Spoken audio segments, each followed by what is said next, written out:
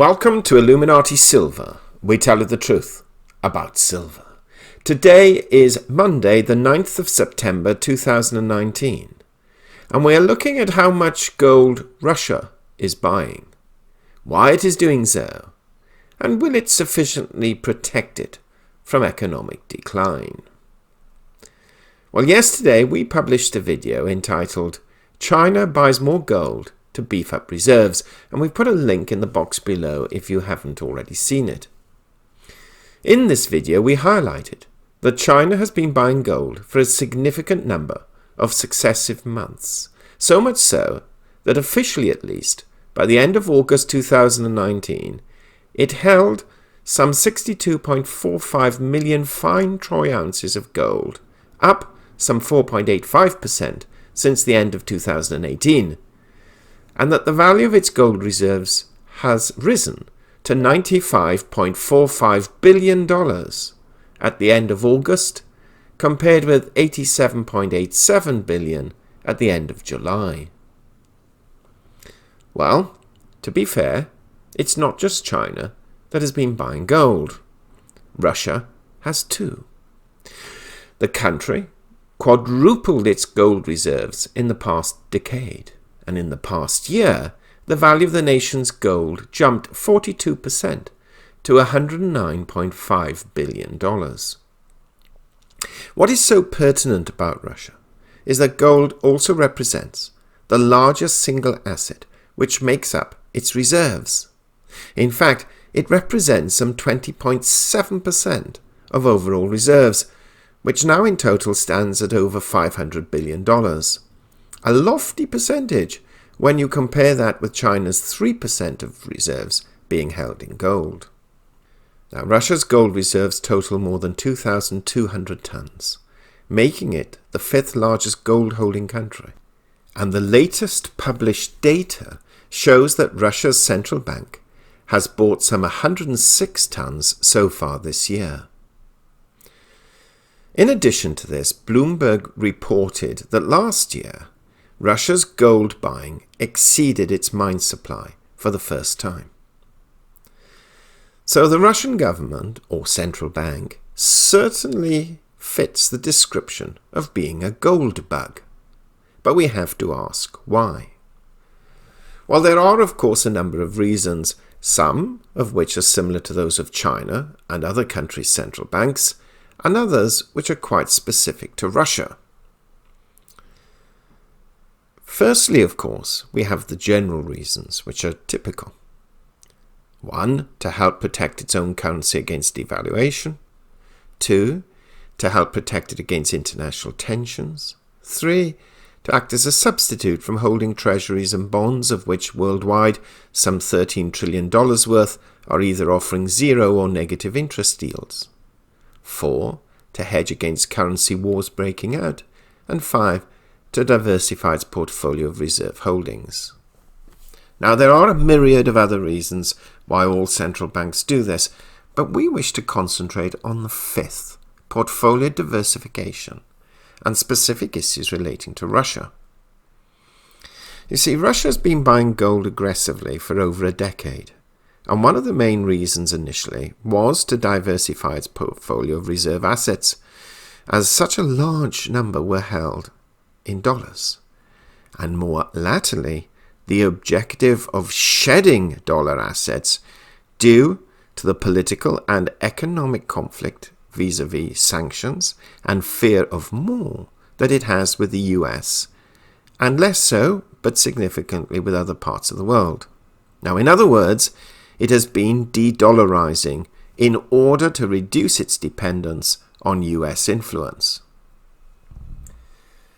Its purchases of gold in recent months have also been to assuage some of the negative effects it recently suffered from its investment last year into euros, the yuan, and the yen, some $100 billion worth. And we all know what has happened to both the euro and particularly the yuan, the latter being reduced in value quite significantly. Now, much of this $100 billion transfer came from Russia disposing of around 50% of its US dollar assets, because, as already mentioned, Russia fears the stranglehold the US could have upon it financially. Ironically, had it held on to those assets and sold them now, they would not only have been better off because they would not have suffered the currency depreciation of the yuan, but they would have also benefited from the capital appreciation of the US treasuries. Now, before we immediately think that Russia is no longer holding any US debt or treasuries, we had better think again. Russia's dollar reserves still form a significant part of its holdings. In fact, it is estimated that they currently stand at or around $100 billion, and it is reported by many economists that for the purpose of world trade, they would have to hang on to a minimum of $65 billion, or in other words, 13% of their reserves.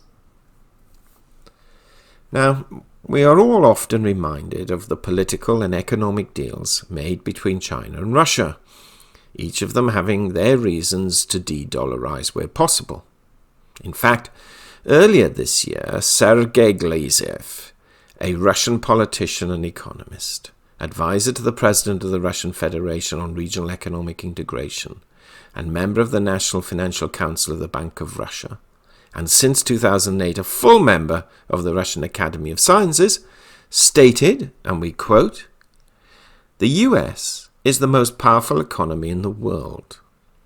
If we want to avoid dollar hegemony, the first thing we need to do is to avoid using dollars, because the foundation of the US economy is based on the dollar reserves owned by other countries, and this has given it the ability and confidence to press other countries to play by its rules. US influence would eventually be weakened if we do so." Unquote. Glaziev then added, "China and Russia, who have already agreed to deepen cooperation under both the Beijing-led Belt and Road Initiative and the Moscow-led Eurasian Economic Union, should use more local currencies, while stock exchanges in China and Russia also should use the yuan where possible. The renminbi should be used as a major currency in trades between China and Russia." Unquote. Great sentiments to hear for those opposed to dollar hegemony. Sounds like a marvelous idea. But a little reported story that shows how difficult accomplishing this is arose at the St. Petersburg International Economic Forum in June of this year, where 3 attempts to exchange Chinese yuan for Russian rubles failed, as 3 major Russian banks, yes, Russian banks, refused to process the transaction, saying they would only sell rubles for US dollars. Interesting. Talks of establishing a non-dollar settlement system for energy trades, as Russia is now the largest crude oil supplier to China and will soon become its largest gas supplier, are underway.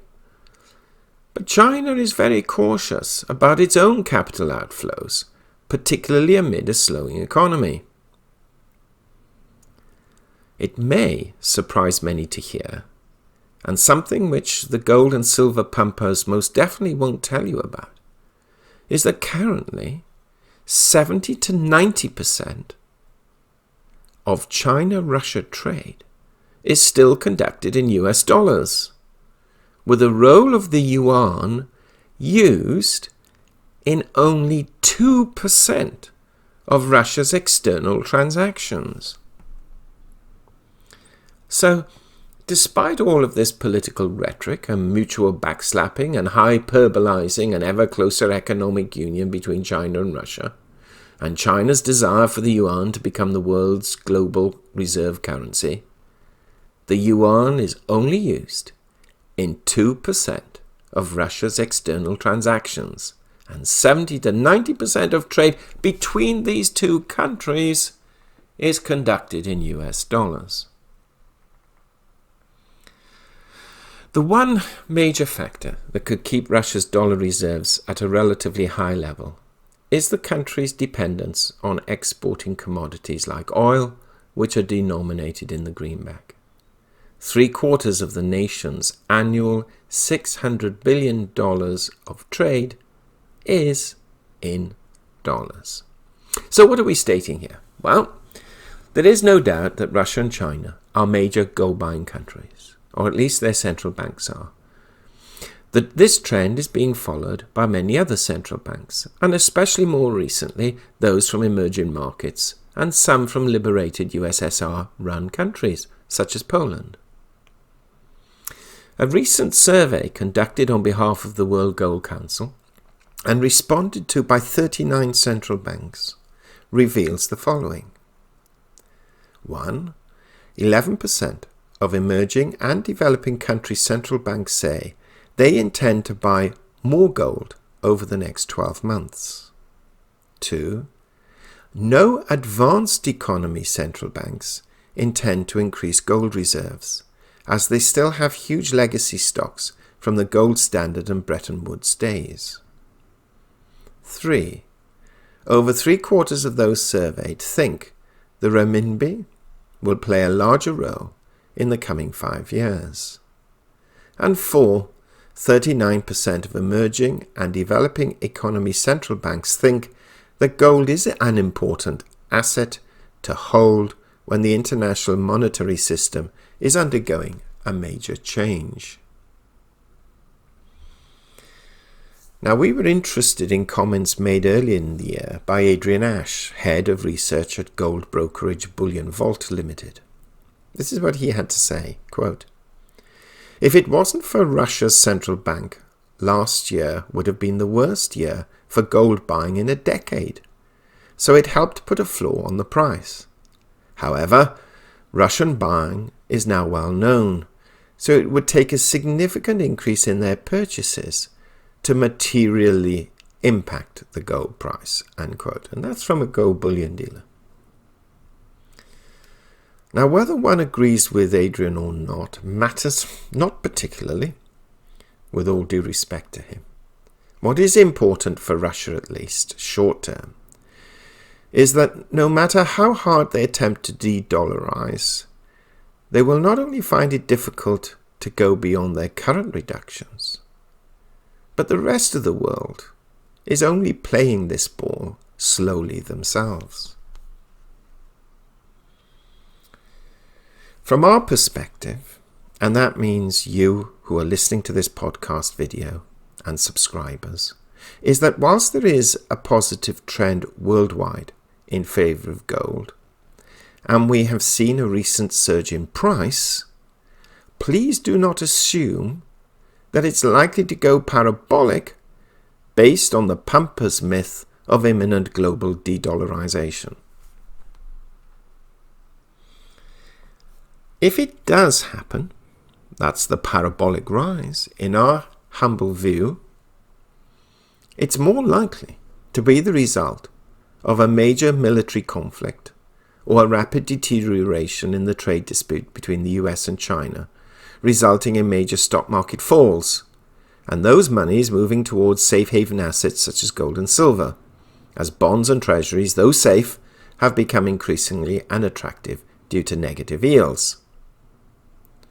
The icing on the cake for those holding gold and silver would then be a collapse in the corporate bond market as companies failed to deliver on their expiration due to a rapid deterioration in global trade. How likely are these latter points going to happen over the course of the next 12 months? We place an overall percentage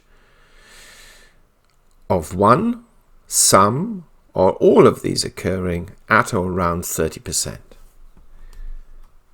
as an average, with the China-US trade talks failing as the higher percentage possibility.